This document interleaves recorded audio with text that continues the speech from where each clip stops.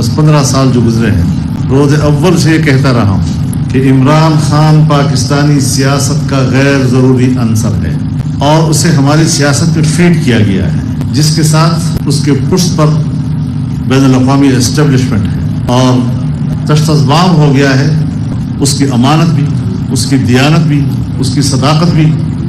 सदाकत का यह आलम कि सुबह एक बात करता है तो शाम को दूसरी बात, फिर अगले दिन उससे मुख्तलिफ, फिर अगले दिन उससे मुख्तलिफ, किसी बात पर आज तक ठहरा नहीं है। ये कैसी सदाकत है कि जहाँ रोज़ रोज़ उसका बयानिया तब्दील होता है।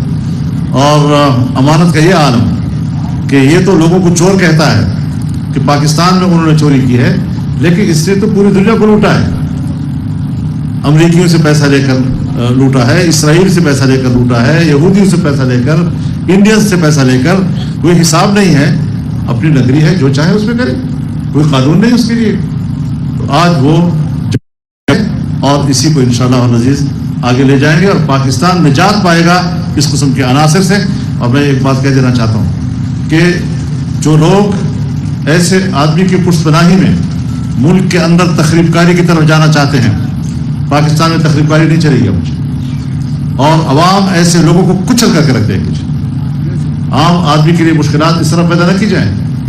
जुलूस हमने भी निकाले हैं, मिलियन मार्च किए हैं, इस्लामाबाद तक आज़ादी मार्च को ले आए हैं, 10-10 लाख लोगों से हमने खिताब किया है, 15-15 लाख लोग हम इस्लामाबाद में 15 दिन तक ठहराए रखे हैं। किसी आम आदमी की ज़िंदगी को हमने तकलीफ नहीं पहुँचाई।